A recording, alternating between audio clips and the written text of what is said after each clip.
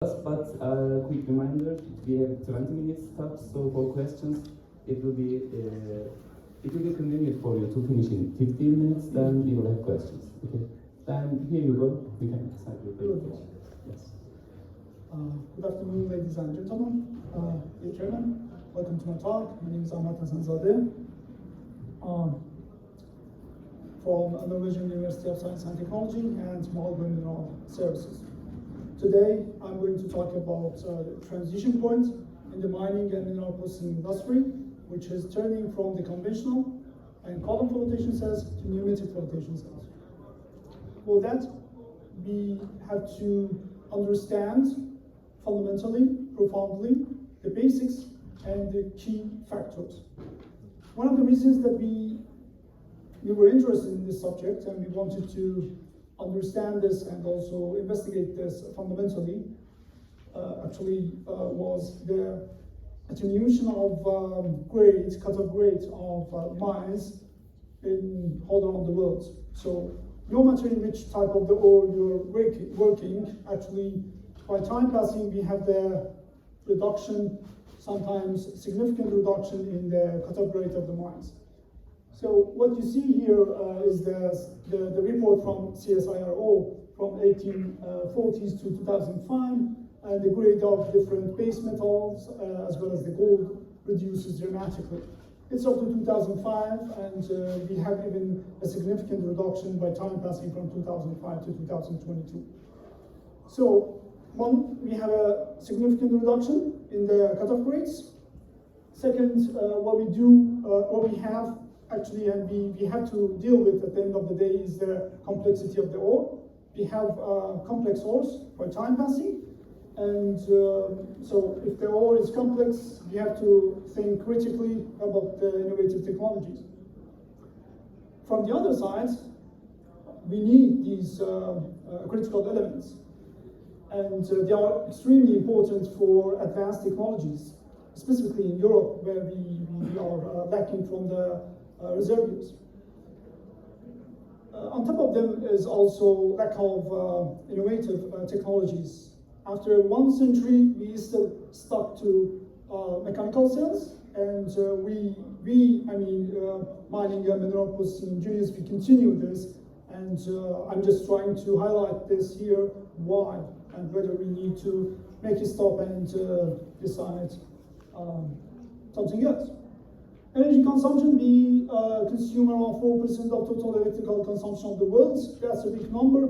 We have to rethink, we have to consider this, and we have to optimize the process. Environmental issue, we add a lot of water to the system, consume a lot, as well as producing CO2 emission goes higher and higher, and this is very critical for the environment. Yeah. By this introduction, before 19th century, the only techniques that miners they were using and taking advantage of them were actually gravitational techniques, gravitational separators.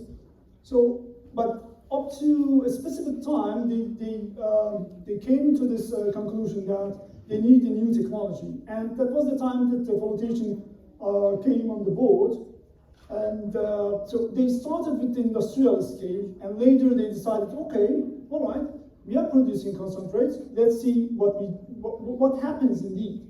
I would like to highlight here, flotation process is extremely complex process, so it's very hard to understand. There are a lot of questions that remain even unanswered so far after a century investigation. What we have here, we have the rheology, particle size, bubble size, turbulence, energy, I don't know, the other chemicals, all these factors, they are also interacting with each other, which makes the process more complex. What we have done so far, after a century, is just increasing the volume of the cells, nothing else. We had the reduction in the cutoff rate. What we did, you can see, hardly see, we increased the cell volume from 10 to 700 cubes.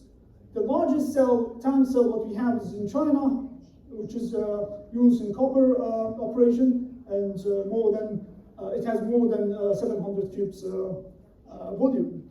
So that's a lot. So now we understand the concept. We need to know also the technologies present in the market. What are the technologies?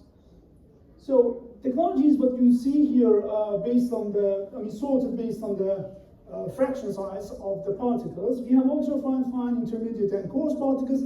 These are arbitrarily selected. It means that it may change from one ore to another when you change, for example, from feldspar to sulfate base. We have the mechanical cells, well known, well studied, and work perfectly for intermediate sizes. We have Imoflot V-cell, which is the company Maelgwyn. We have, which is used for coarse particles. G-cell for the fine particles. We have the column flotation cell, Imoflot, Jameson, Concord, Reflux, stack flotation, Nova cell, Hydrofloat. I'm not going to go very much in detail. I will just pick two of them and explain why we need to go for them. So the concept is not new. Actually, in 1930s, I'm pronouncing his name wrong again, Gauguin, he presented this and just alerted that we will face with this condition. What we had, if you consider copper, lead, zinc, we have a reduction for ultrafine and coarse particles. And the reasons were almost clear, and we pursue with that, but still we are a bit uncertain about technologies. This is called elephant curve.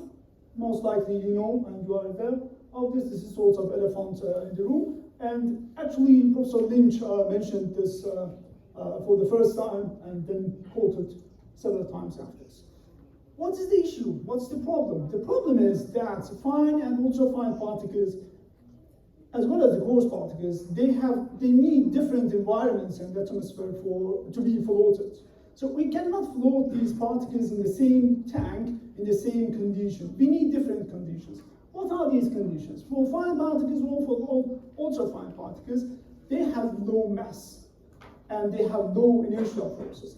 This very little amounts of inertial forces do not allow them to tear the water film on the surface of the bubbles and interact with the bubble and get the attachment and then stability and move to the frost. One issue. Second, they need a longer retention time. They have to stay in the cell very long in order to be recovered. This is the issue when we are talking about the sulfates, specifically in cleaning. Third, they have a very high surface area. Because of having really extreme surface areas, the probability and the chance to be oxidized is very fast. That's why if you work with fine particles below, let's say, 50 micron and ultrafine below 20 microns, then in the cleaning stage, after regrinding, we have a very fast and quick oxidation of the surface of the particles, which is an issue, and then it drops the recovery as well as the grade. There are the list of these parameters, fundamental parameters. Another thing that I would like to stress this up here is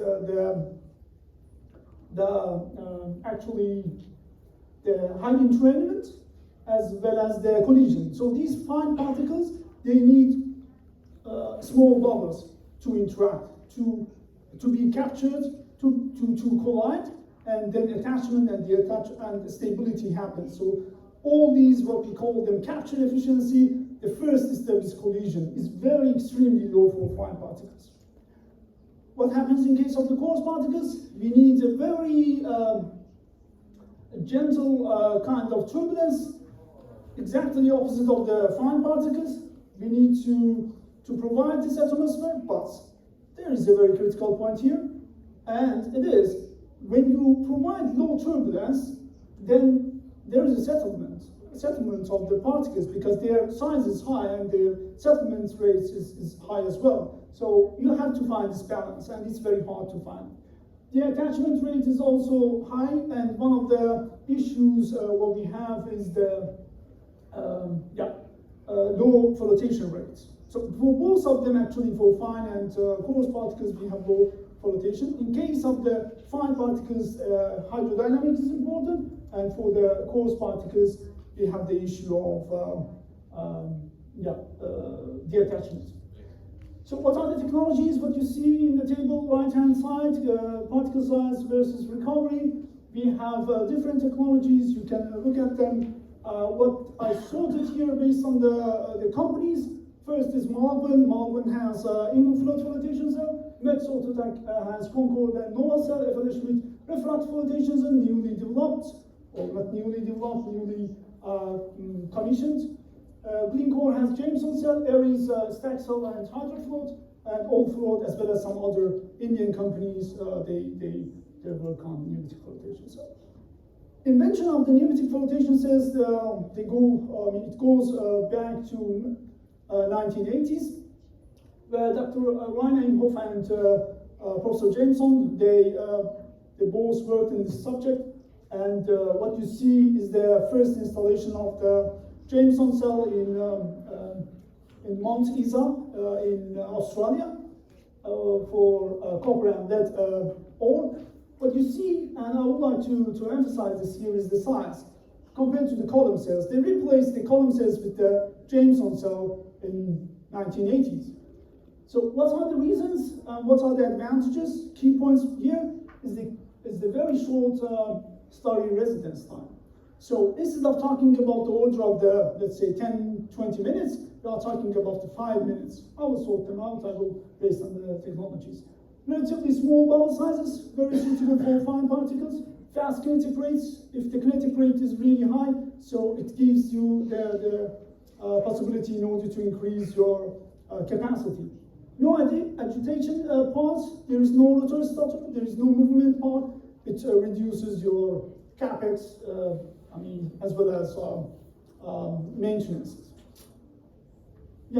Installations of this. Very quick example is the Jameson cell. What you have here is the feed. We know already, but I would like to emphasize this here. Unfortunately, I don't have the laser here. But what you see here from the top, we have the air. From the right-hand side, from the top, we have the feed.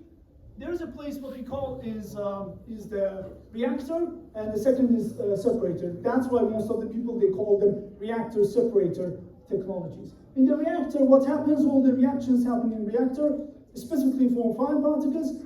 There is a wild and extreme turbulence, which allows fine particles to interact with the bubbles, generated bubbles. They are in micron sizes.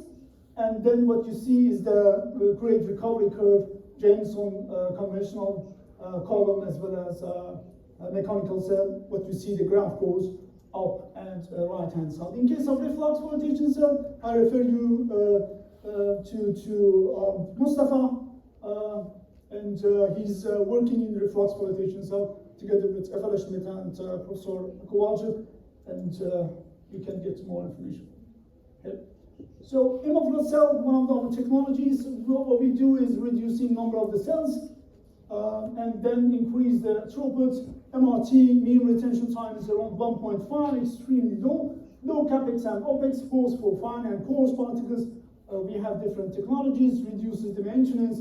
No wash butter, exactly opposite of the Jameson cell, high kinetic rate and industrial applications we have.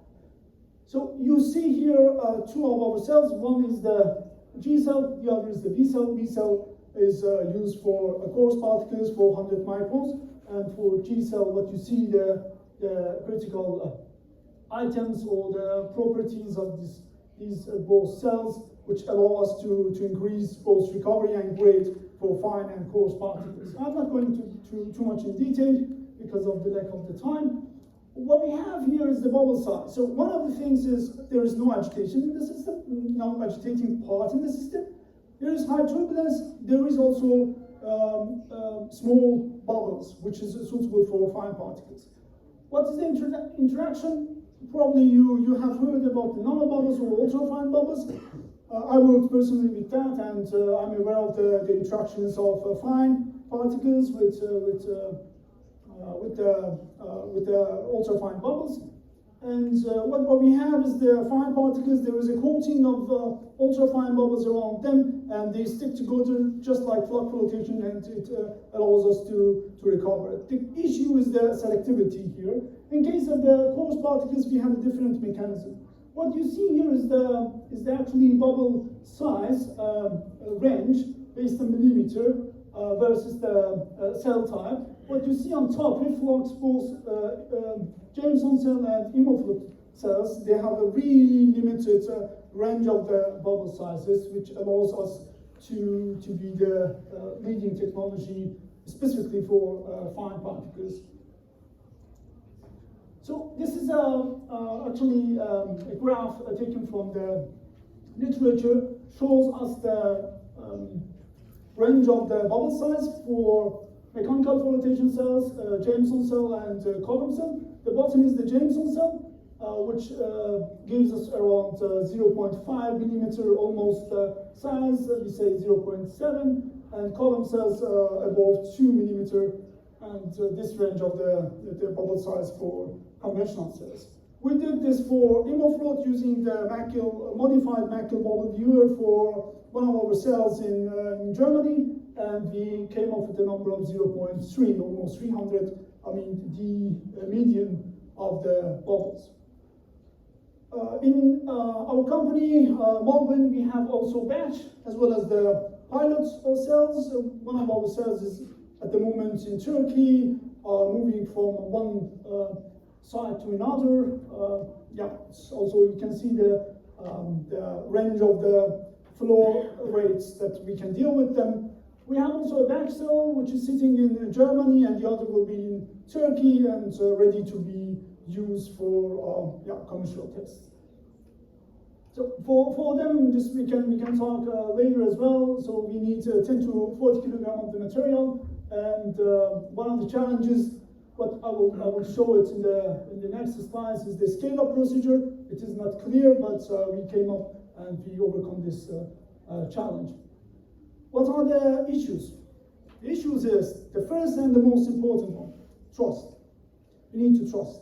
Otherwise, we will just continue the situation what we have. We will lose our material both in fine and coarse, and we will pile them in the waste for forever. Unless we start rethinking, this time critically, and then considering this once forever. Lack of understanding, that's the reason that we wanted to bring this up.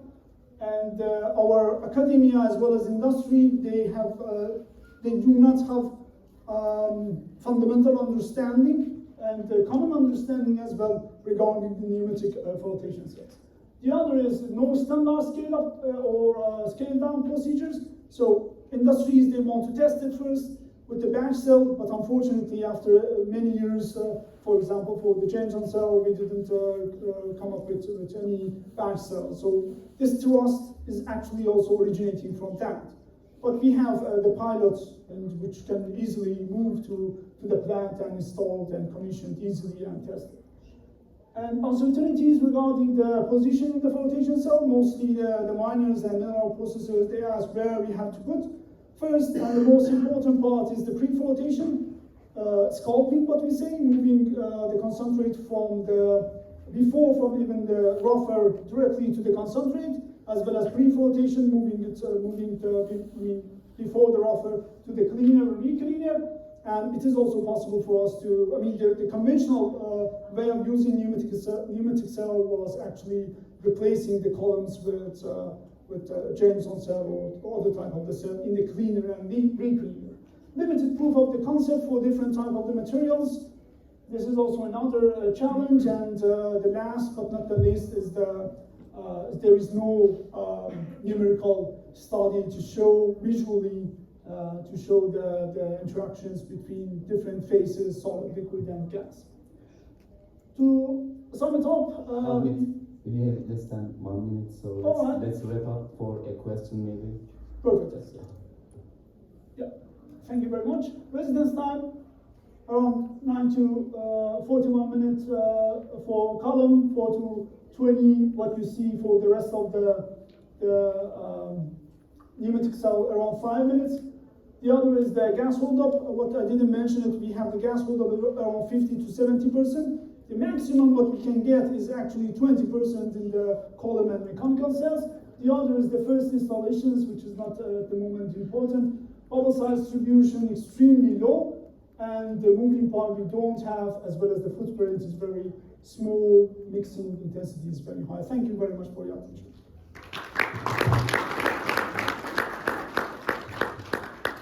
Thank you, Ahmed. It was a really nice summary of the technologies existed and the one that you are working on it. Do you have any experimental results on that? Yes. Actually, you presented a couple of them, but yeah, a more comprehensive one. Yes. So the reason was we actually after talking with industrial partners, we realized that there is a significant lack of understanding. That's where we focused at. The other part, which is experimental, what we did with also Mustafa, NTNU, it will be presented in IMPS, which will be held in November, December in Istanbul Technical University, and also in honoring our Professor Çelik, we have this special issue together with Hisham, and we will present it there as well. Thank you. Any questions to Ahmed? Yes, please. Just when you're talking about the flotation, of course, and fine. Yes. So, okay, there are differences in actually the collision and also attachment and detachment or something. But have you heard about? Have you think about that? Okay, hybrid flotation, which is even in one bank, you can have different flotation cells because. Correct. This is actually the trend that we have to look at it. So maybe you are mixing these two different kind of flotation cells from yes, to put it one after the other.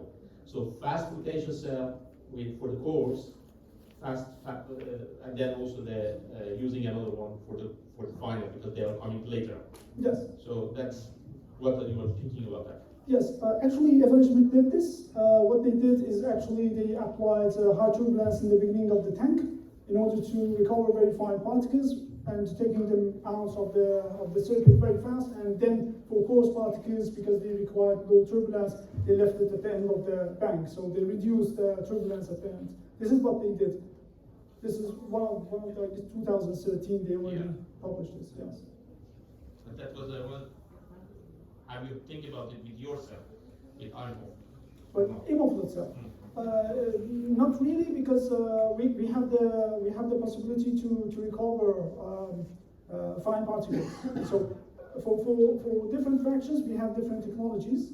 But when we put it in the what can be the alternative for this question will be the location of the IMO cell in the circuit. Okay, thank you, Ahmed, for your nice presentation. Thank you very much. So as not to wait, not to make Mr. Golden wait, we can